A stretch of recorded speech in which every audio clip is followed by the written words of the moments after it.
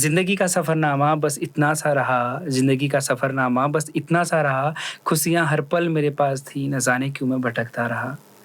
मैं धोखा खाकर भी उसी का रहा और वो दगा देकर भी हर पल खुश रहा। अब मैं बेवक़्त मुस्कुरा लेता हूँ, बेवजह भी खुश रह लेता हूँ। मुझे कहाँ खबर कि ये सफ़र कहाँ तक जाएगा, मुझे कहाँ होश कि ये मौसम कल मेरे साथ नहीं होगा।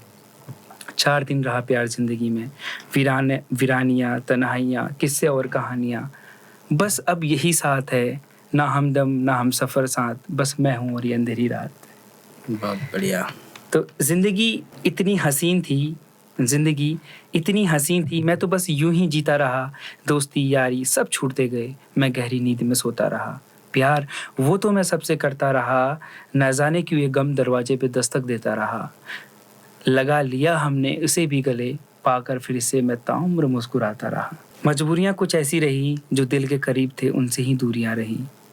मजबूरियाँ कुछ ऐसी रही जो दिल के करीब थे उनसे ही दूरियां रही, जिन्होंने कद्र नहीं की। मजबूरियाँ कुछ ऐसी रहीं जो दिल के करीब थे उनसे ही दूरियां रही। अपनों से मैं किनारा करता रहा, जिन्होंने कद्र नहीं की मैं उन पे ही मरता रहा। क्या बात है। जिस तरह ये बारिशें भिगा देती हैं, तेरी याद अब उसी तरह रुला देती हैं। जिस तरह ये बारिशें भिगा देती हैं, तेरी याद अब उसी तरह रुला देती है। तो ये कुछ लाइनें थी जो मैं कभी एक दिन ऐसे ही बैठा था, बाहर बारिश हो रही थी रात को, तो वो मैंने उसी टाइम बस ये कुछ लाइनें लिखी थी। अच्छा लिखा है आपने। आप सैड मूड पे मुझे लगता है बहुत अच्छा लिख देते हैं। बहुत अच्छी लाइनें थी और टूटे हुए आशिकों के लिए तो ये बहुत अच्छी लाइनें हैं। रिपीट कर करके सुनिए इसको। बिल्कुल बिल्कुल। तो अंकित जी, एक लास्ट क्वेश्चन है और थोड़ा कंट्रोवर्सी हो सकती है चीज़ों में। एक लास्ट क्वेश्चन है। आजकल अभी मैं देख रहा था सोशल मीडिया पे डांसर्स को लेके, कोरियोग्राफर्स को लेके कुछ मिसअंडरस्टैंडिंग या कुछ गलतफहमियां कुछ चल रही थी, तो उसको क्या था, वो कुछ क्लियर करेंगे? देखो, ये मैं भी कुछ सोशल मीडिया से पिछले कुछ दिनों से देख रहा था। देखो, आपस में जिनका जो रहा, मुझे नहीं पता क्या हुआ था एक्चुअल, किसकी गलती क्या जो भी है, तो वो तो खैर सॉर्ट आउट हो चुका है, वो कोई इतना बड़ा इशू नहीं है। बट कुछ हमारे इंडस्ट्री के लोग हैं जिनका मैं नाम लेना भी शायद पसंद नहीं करूँगा अभी यहाँ पे। तो कुछ लोग बड़ी मतलब ऐसा स्टोरी शेयर करते हैं कि मतलब जिनको इंडस्ट्री में शायद होगा वो भी पता नहीं हो, शायद डांस का वो, जिनको कुछ नॉलेज नहीं कुछ नहीं, मतलब भले वो इंडस्ट्री में काम करें, उन्होंने बोलते ना कि खुद की थाली में खाओ और खुद ही में उसी में छेद कर रहे हैं। तो एक बंदे का मैं, अगर वो बंदा को ये सुन रहा है तो कहीं ना कहीं देखो, मैंने वो लिखता है कि एक इवेंट करवाता हूँ तुम लोगों के लिए, सारे कोरियोग्राफर्स गेट डाउन करो, तुम्हारे लिए एंट्री फ्री है, फिर देखता हूँ तुम्हारे लेवल एंड गुलाबी शरारा, उसके बाद खोलूँगा तुम्हारा चाहको होटल। ये बंदा लिखता है। इसका नाम क्या लूँ मैं, अगर देख रहा होगा तो साला अगर देख रहा होगा तो समझ रहा होगा कि अपनी एक हवाबाजी वाली कोरियोग्राफी दुनिया से बाहर निकल जाओ, सुधर जाओ, ये बंदा ये लिखता है।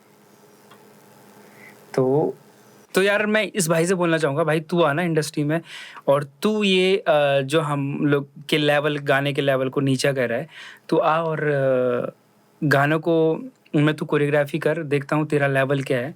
तो यार घर बैठ के ना कुछ स्टोरी लगा देने से कुछ नहीं होता है। आप पहले देख लो, जान लो अगला कितना मेहनत कर रहे हैं यहाँ पे लोग, सभी लोग इंडस्ट्री में लोग कर रहे हैं, अपने अपने तरफ से पूरी कोशिश कर रहे हैं, और आप आते हो और कुछ भी बक स्टोरी में लगा के कुछ भी बक देते हो, तो कहीं ना कहीं ये सरासर गलत है। एक्चुअली मैं उस कंट्रोवर्सी में मैं कहीं ना कहीं मैं आगे नहीं आया, क्योंकि आगे आता तो शायद बहुत चीज़ें हो जाती, तो मैं कहीं ना कहीं मैं चुप रहा उस टाइम। ठीक ही है, खाली जबरदस्ती भी घुसना सही नहीं है। और फिर बच्चे हैं, ये वही कह रहा हूँ, कल के बच्चे हैं। और देखो मतलब इन्होंने चार हाथ पैर हिला के दे, इन्होंने, इनको लगा कि मतलब हम ही हो गए जो हो गए, और अगला तो बस चूतिया है। देखो यही सोच है तुम लोगों की, भाई मैं क्या कहूँ, सुधर जाओ, कोई बात नहीं। इंडस्ट्री में रहना है तो आगे बढ़ना है, अगर काम करना है तो शायद आपको बहुत कुछ सीखना पड़ेगा अभी। दूसरे को आप लेवल छोटा बोल के आप चल दे रहे हो, उसका मतलब समझ में आता है कि आपकी सोच क्या है। और आप आर्टिस्ट तो मैं आपको बोलूँगा नहीं, थे अंकित भाई, इनका नाम बताओगे? खैर नाम क्या रिवील करूँ मैं? हाँ, नाम लूंगा तो वो बदनाम भी हो जाएगा और फेमस भी हो जाएगा। बदनाम तो नाम क्या लूँ, समझ गया होगा बंदा। अंकित जी, अब ये थोड़ा कॉन्ट्री से निकल के एक सवाल है, बहुत इंपॉर्टेंट सवाल है। एक छोटे गांव से निकलकर कोरियोग्राफी करके और डांसिंग से लोगों का दिल जीतना, ये आपके लिए कितना मुश्किल रहा? देखो मुश्किल तो बहुत रहा। कई बार ऐसा भी हुआ कि यार मैं छोड़ दूँ। कई वक़्त ऐसा भी आया कि जब लगा कि यार अब नहीं हो पाएगा। मतलब मेरे ही कोई दोस्त थे, तो अक्सर वो मुझे टॉन्ट कसा करते थे कि भाई कुछ नहीं रखा है, क्यों लगा पड़ा है? क्यों, क्या होगा ये चीज़ करके? लाइक तो तुम्हारे इतने ही आने हैं फिर भी। जब रील वाला दौर आया स्टार्टिंग में ना, मैंने बहुत कोशिश करी। मतलब वही मैं पूरा दिन मेहनत कर रहा हूँ, रील बना रहा हूँ, 200 लाइक 250 लाइक, कहीं ना कहीं मुझे डिमोटिवेट किया गया। मतलब कई लोगों ने बोला भाई क्यों लगा पड़ा है। इनफैक्ट जब मैं एक टाइम पर आर्मी की तैयारी करता था तो गांव में दौड़ रहा था ऐसे दिन में धूप में, मैं उन दिनों दिन में धूप में पे, तो एक बंदा आया, गाँव का ही था। तो वो बंदा कहता है कि यार भाई क्यों लगा पड़ा है, तो इतना क्या होने वाला है, इससे कुछ नहीं होगा, क्यों क्यों अपना खून पसीना बर्बाद कर रहा है, क्यों? मैंने कहा यार कोई बात नहीं। मैंने उस वक्त कोई जवाब नहीं दिया। ऐसे ही लाइफ में बहुत सारे ऐसे, और कई बार मेरे पापा से लोगों ने बोला कि भाई तुम्हारा लड़का क्या कर रहा है वहाँ, पढ़ाई कर रहा है, पढ़ाई के साथ साथ हम देख रहे हैं उसको डांस कर रहा है, नाच रहा है वहाँ पे, आप उसको बोलो पढ़ाई करो, नौकरी नौकरी करो। यार भाई ठीक है ना। मतलब घर के ताने अलग, पापा बोलते थे कि यार डांस अभी भी, मतलब अब तो खैर थोड़ा ठीक है, कुछ टाइम पहले तक भी ताने कसा करते थे कि भाई क्यों लगे पड़े हो, इससे कुछ नहीं होने वाला, क्या कर लोगे तुम इससे, है ना। तो ये चीज़ें मतलब जब आपके ताने मिलते हैं ना, तो आप लोगों से कहीं ना कहीं आपको एक अंदर से डिमोटिवेशन ऐसा आ जाता है कि यार अब क्या कर रहा हूँ मैं, कहीं ना कहीं छोड़ देने का मन करता है। तो वो कहीं ना कहीं मेरे लिए बहुत मुश्किल था। दूसरी बात, जब मैंने डांस स्टार्ट किया उसके बाद मैंने डांस कंपटीशन में जाना शुरू किया। अल्मोड़ा में डांस कंपटीशन हुआ करते थे, तो मैं कई बार ऐसे डांस कंपटीशनों में गया, नहीं निकलता था। मैं एज अ डांस टीचर भी हूँ वहाँ पे, बट डांस कंपटीशन में मैं नहीं निकल रहा होता, कभी तीसरा कभी नहीं निकलता था। तो एक बार ऐसा हुआ, एक किस्सा बताता हूँ मैं। एक अल्मोड़ा में एक इवेंट हुआ था, छोटा मोटा डांस कंपटीशन, तो उसमें मैं गया, उसको मैंने अच्छा डांस किया मैंने काफ़ी। तो अच्छा डांस करने के बावजूद मतलब वहाँ पे कुछ एकेडमी वाले बच्चे थे जिन्होंने अपने अपने बच्चों को निकाला, तो मैं कहीं ना कहीं मुझे, या हो सकता है मैं उस टाइम पे उतना वो ना रहा हूँ, या फिर कुछ चीटिंग करी गई, जो भी है रहा। तो मैं वहाँ पे मैं तब डांस सिखाता था और मेरे साथ कुछ बच्चे भी गाए थे, मेरे स्टूडेंट। तो मैं वहाँ, मेरे बच्चे भी कुछ नहीं निकला, मैं भी कहीं नहीं निकला। तो मैं जब बाहर निकला वहाँ से, तो थोड़ा मैंने सोचा, बारिश हुई थी, बहुत भयंकर बारिश आ रही थी। ये जुलाई का महीना था, अगस्त का महीना, हाँ अगस्त का महीना था। तो मैं जब बाहर आया तो मुझे बहुत बुरा लगा। बुरा इस बात का नहीं लगा कि मैं नहीं निकला, बुरा इस बात का लगा कि यार मैं, मतलब जब बोलते ना जहाँ 19-20 होता है, मतलब अगर मैं 19-20 डांस कर रहा हूँ, तो अगर कोई आपको वहाँ पे नहीं निकाले, मैंने कहा यार डांस में कुछ तो ऐसा करना पड़ेगा जहाँ पे आपको एक तरफा, मतलब आपको एक ज़रूरत ना पड़े वहाँ पे जजमेंट की, आप एक अलग आपका स्टाइल है, अलग जोन है। तो बुरा मुझे इस बात का लगा कि यार मैं एक टीचर होने के बावजूद उस टाइम जब सिखा रहा होता था, यार मैं ना मैं निकला ना बच्चे निकले, तो मुझे ना वहाँ पे बड़ा गिल्टी से फील हुआ। और मैं ना मतलब कहीं नहीं, चीटिंग भी हुई वहाँ पे हमारे साथ वहाँ पे।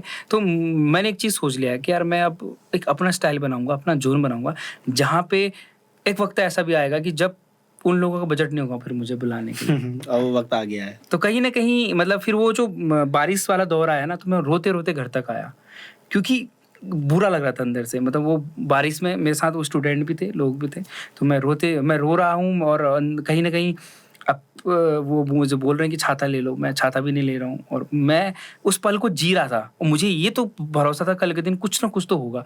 मैं चाहता था उस पल को, मैं बस रोते हुए मैं वो मार्केट से लेके घर तक का, अपना घर तक का मैं वो रोते हुए आया। और उस चीज़ को मैंने, उस पल को मतलब मैंने दिल से लगाया, और मैंने कहीं ना कहीं फिर वही चीज़ को मोटिवेशन लेके मैंने आगे कोशिश करी और अपना एक अलग से फ्यूजन स्टाइल तैयार किया। और कहीं ना कहीं आज पब्लिक द्वारा आज काफ़ी अच्छा प्यार मिलता है। मैं गाँव घर में जाता हूँ और लोग बहुत पसंद करते हैं। मतलब बूढ़े से लेके बच्चे तक के लोगों को मेरा जो स्टाइल है वो समझ में आता है। तो कहीं ना कहीं मेरे लिए ये अचीवमेंट है कि लोग काफ़ी प्यार कर रहे हैं, लोग पसंद कर रहे हैं। लेकिन उसके पीछे और एक और छोटे सा किस्सा था कि जब अल्मोड़ा में कोई महोत्सव हुआ करते थे, तो स्टेजों के पीछे मैं खड़ा रहता था, मेरी भी बारी आएगी, 2 मिनट का मुझे भी मौका मिलेगा परफॉर्मेंस। कई बार ऐसा होता था कि स्टेजों से भगा दिया जाता था। और आज दौर ये है कि स्टार्टिंग ही तुमसे होती है। बस लोगों का प्यार है। तो एक बार का किस्सा बताता हूँ जो मेरे को बहुत हर्ट हुआ था।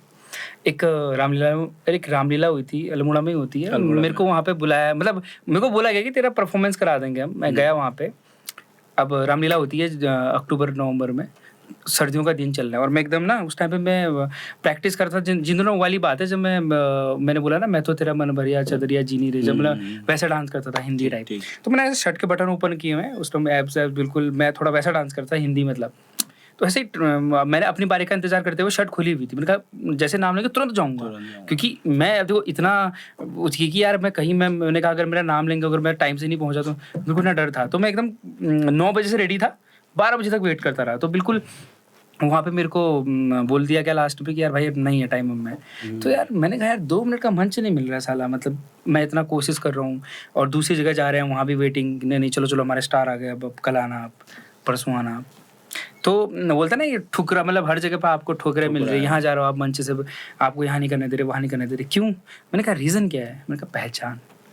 तो मैं कहीं ना कहीं मेरे अंदर एक आ गया था कि यार अब एक अलग पहचान बना के आऊँगा और एक जिद थी कि आज मैं मंच के लिए तड़प रहा हूँ रो रहा हूँ और एक वक्त आएगा जब मंच मेरे लिए इंतज़ार कर रहा होगा। अंकित जी अब जाते जाते पब्लिक को जो नए कोरियोग्राफर बनने वाले हैं या चाहते हैं इस फील्ड में आना उनको कुछ मैसेज देना चाहेंगे?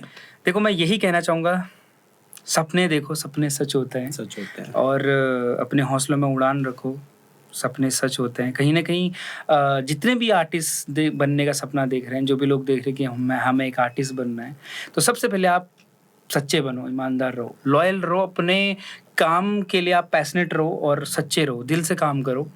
और सबसे बड़ी बात पेशेंस रखना सीखो और जब तक आप पेशेंस रखोगे और जब आप एक उम्मीद के साथ एक मेहनत के साथ काम करोगे वक्त आता है वक्त बदलता है दोस्तों। आप लोग लगे रहो और कहीं ना कहीं आप ये मत सोचो कि कई बार मैं देखता हूँ लोगों को बहुत जल्दी एकदम डिमोटिवेट हो जाते हैं थोड़ा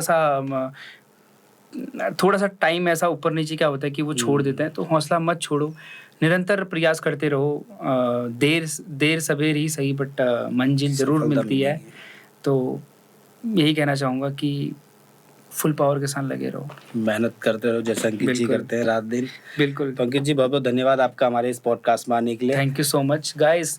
UK04 स्टूडियो को सब्सक्राइब करना ना भूलें क्योंकि इसमें बहुत सारे अभी और अच्छे इस कुर्सी में हमारे आर्टिस्ट महान कलाकार बैठेंगे तो आप लोगों को सभी से रूबरू करवाएंगे हमारे पंकज जी। तो इस चैनल को आप लोग सब्सक्राइब करें UK04 स्टूडियो को और शेयर करते रहिएगा। Thank you so much.